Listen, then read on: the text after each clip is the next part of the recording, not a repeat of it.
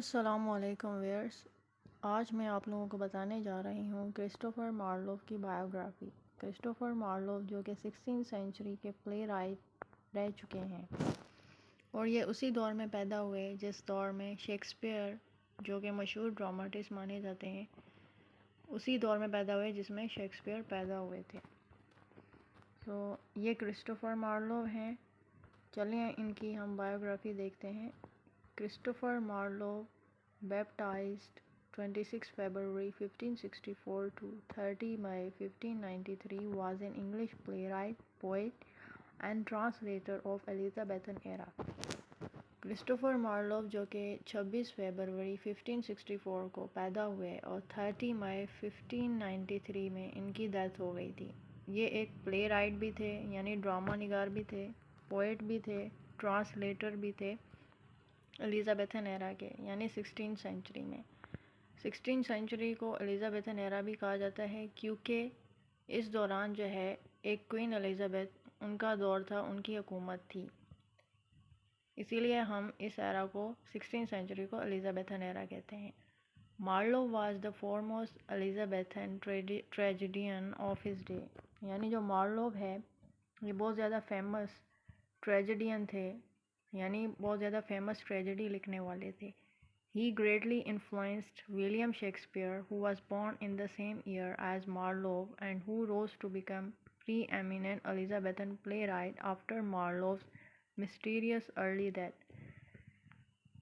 तो आगे कहा जा रहा है कि जो विलियम शेक्सपियर है वो बहुत ज़्यादा मुतासिर हुए मार्लोव से, यानी मार्लोव ने विलियम शेक्सपियर पर बहुत ज़्यादा असर डाला इनके प्लेस से जो है विलियम शेक्सपियर पर बहुत ज़्यादा असर पड़ा था। और जब मार्लोव की जो है वो डेथ हो गई थी, अचानक इनको जो है वो मर्डर कर दिया गया था। मार्लोव की जो है वो अचानक डेथ के बाद जो है वो शेक्सपियर जो है वो बहुत ज़्यादा फेमस जो है वो हुए थे इनके बाद। पहले जो है ये फेमस थे, उसके बाद शेक्सपियर जो है वो फेमस हुए। Marlowe's plays are known for the use of blank verse and their overreaching protagonist. Marlowe के जो प्लेस हैं उसके अंदर ब्लैंक वर्ड्स का यूज़ होता है और इनके जो प्रोटागनिस्ट है वो ओवर रीचिंग है। A warrant was issued for Marlowe's arrest on 18 May 1593. No reason was given for it, though it was thought to be connected to allegations of blasphemy. A manuscript believed to have been written by Marlowe was said to contain vile heretical concepts. तो 1593 को 18 मई 1593 को एक warrant issue हुआ था, यानी Marlowe को जो है वो अरेस्ट करने का हुक्म दिया गया था, लेकिन इसकी कोई वजह नहीं बताई गई थी। कहा जा रहा था कि मार्लोव ने अपने एक वर्क के ज़रिए या अपने एक किसी राइटिंग के ज़रिए से या किसी वर्क के ज़रिए से जो है वो किसी की तौहीन की थी, जिसकी वजह से उसको अरेस्ट कर लिया जाना था। So on 20 May he was brought to court to attend upon the Privy Council for questioning. उनको कोर्ट भी बुलाया गया 20 मई को, जहाँ पर उनसे क्वेश्चनिंग की जानी थी। There is no record of their having met that day. लेकिन इसका कोई रिकॉर्ड नहीं है कि आया उन्होंने जो है वो कोर्ट जो है या अदालत है वो उस दिन जो है वो अटेंड की थी या नहीं। However, and he was commanded to attend upon them each day thereafter. लेकिन उन्हें हुक्म दिया गया था कि वो हर दिन जो है ये कोर्ट जो है अदालत जो है वहाँ का चक्कर लगाएंगे। 10 days later he was stabbed to death by इंग्राम फ्राइज़र. उसके 10 दिन बाद ही उनको एक बंदे ने, जिनका नाम था इंग्राम फ्राइज़र, उसने जो है उनका मर्डर कर दिया था, मार्लोव का मर्डर कर दिया था इंग्राम फ्राइज़र ने। Whether the stabbing was connected to his arrest has never been resolved. आया ये जो कत्ल था या ये जो मर्डर था ये उनकी गिरफ़्तारी से रिलेटेड था, यानी मार्लोव की गिरफ़्तारी से रिलेटेड था या मर्डर या नहीं, तो ये भी जो है वो इशू अभी तक रिज़ॉल्व नहीं हो सका।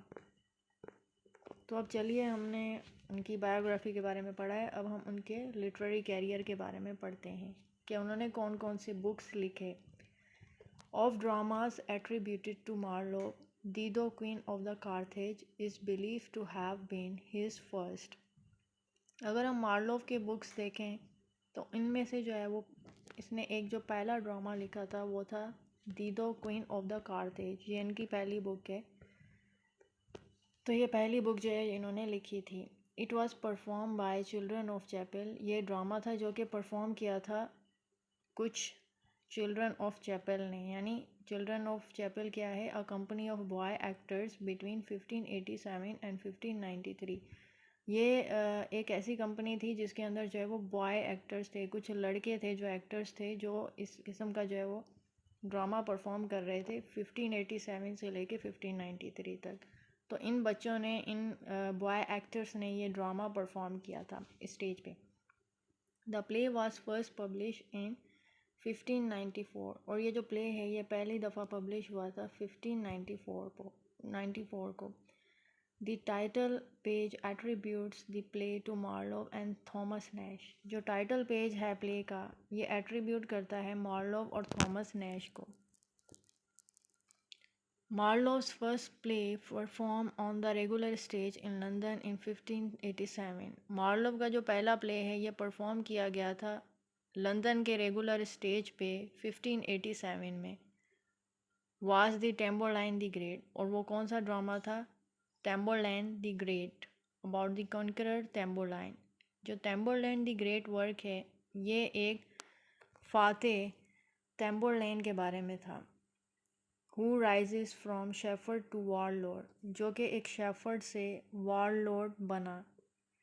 It is among the first English plays in blank verse। ये जो है टेम्बरलैंड द ग्रेट, ये ब्लैंक वर्स में लिखा गया था और इंग्लिश प्ले था। And with the Thomas Keats, the Spanish tragedy generally is considered the beginning of mature phase of Elizabethan theatre। जैसा कि हम जानते हैं कि मार्लो या थॉमस केट या शेक्सपियर, इनको एलिज़ाबेथन एरा के राइटर्स कहा जाता है। तो थॉमस किड की जो स्पेनिश ट्रेजेडी थी और क्रिस्टोफर मार्लोव का जो टेम्बरलैंड द ग्रेट है, इनको मतलब कि कंसीडर किया जाता है मेच्योर, कि ये mature phase of Elizabethan theatre हैं। यानी इसी से इनके वर्क से जो है वो एलिज़ाबेथन थिएटर जो है वो मेच्योर हुआ था। किससे?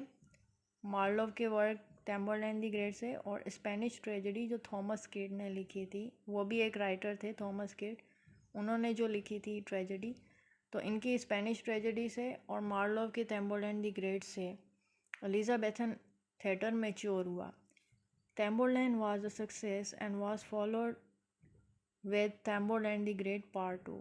टेम्बरलैंड जो मार्लोव ने लिखा था ये इसको काफ़ी शोहरत मिली, कामयाबी मिली, और इसके बाद जो है टेम्बरलैंड द ग्रेट का पार्ट 2 आया जो लिखा था मार्लोव ने। The 2 parts of Tamburlaine were published in 1950। जो 2 पार्ट थे टेम्बरलैंड के वो पब्लिश हुए थे 1950 में। ऑल मार्लोव्स अदर वर्क्स वर पब्लिश पोस्टमसली। इसके बाद जो है मार्लोव के जो वर्क थे मज़ीद वो पब्लिश हुए। The sequence of writing of his other 4 plays is unknown, all deal with controversial themes. लेकिन मार्लोव के इसके बाद जितने भी वर्क्स जो है, मज़ीद 4 वर्क्स जो है इसने लिखे थे, क्योंकि ये इसकी जल्दी डेथ हो गई थी, तो मज़ीद इसके जो 4 वर्क्स हैं उनकी सीक्वेंस नहीं पता कि आया कौन सी डेट पे लिखे हैं, तो उनकी सीक्वेंस जो है वो हमें नहीं मालूम। लेकिन ये जो सारे जो प्लेज हैं इनके अंदर कंट्रोवर्शियल थीम्स पाई जाती हैं, यानी थीम्स जो है वो कंट्रोवर्शियल हैं, बहस व मुबाहिसा करने वाली हैं। The Jew of the Malta first publish as the famous tragedy of rich Jew of the Malta. इसके बाद मार्लोव का एक और वर्क है, एक और बुक है जिसका नाम है जियो ऑफ द माल्टा। इसको पहली बार पब्लिश किया गया था the famous tragedy of rich Jew of the Malta के नाम से। It was probably written in 1589 और 1590। इसको लिखा गया था 1589 से 1590 के दरमियान में। And was first perform in 1592, और इसको स्टेज पे परफॉर्म किया गया था 1592 को। It was a success and remain popular for next 50 years. Jew of the Malta जो है ये बहुत ज़्यादा सक्सेसफुल प्ले रहा और अगले 50 सालों तक ये पॉपुलर रहा, फेमस रहा। Edward II is an English history play about deposition of King Edward II by his barons and queen। Edward the second जो है ये भी एक प्ले है, इंग्लिश प्ले है, हिस्टोरिकल प्ले है, यानी तारीखी प्ले है। इसके अंदर जो किंग एडवर्ड टू है उसको किस तरह उसकी पोजीशन से गिराया जाता है, डिपोजिशन यानी किस तरह उसकी पोजीशन जो है वो गिराई जाती है by his baron and queen, उसके ही बैरन और क्वीन के ज़रिए से। तो एडवर्ड द सेकंड ये हिस्ट्री से रिलेटेड प्ले है about king Edward two. Also it was also written by Christopher Marlowe. So, The Massacre at the Paris is a short and luridly written work. The Massacre at the Paris is considered as Marlowe's most dangerous play.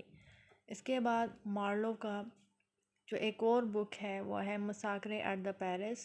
ये एक short written work है और इसको Marlowe का एक dangerous play consider किया जाता है। उसके बाद जो हमने पढ़ा है डॉक्टर फॉस्टस, वो भी क्रिस्टोफर मार्लो ने लिखा है। यहाँ इसका दूसरा नाम है the tragical history of life and death of Doctor Faustus. इसको डॉक्टर फॉस्टस भी कहते हैं, यहाँ the tragical history of life and death of Doctor Faustus, published in 1604। ये वर्क पब्लिश किया गया था 1604 में। The play is about a protagonist Faustus who sells his soul to devil Lucifer to gain power and wealth. जो play है इसके अंदर एक प्रोटोगनिस्ट देखा है हमने जिसका नाम होता है फॉस्टस, जो अपनी रूह को शैतान को बेच देता है, शैतान लूसीफर को, ताकि उसके बदले में वो पावर और वेल्थ हासिल कर सके या लग्जरियस लाइफ हासिल कर सके। तो गाइस ये थी biography of Christopher Marlowe. I hope आपको ये वीडियो जो है वो अच्छे से समझ आई होगी। अगर समझ आई है तो हमारे चैनल को सब्सक्राइब करें, लाइक करें, वीडियो शेयर करें। मिलते हैं नेक्स्ट वीडियो में। ओके, अल्लाह हाफिज़।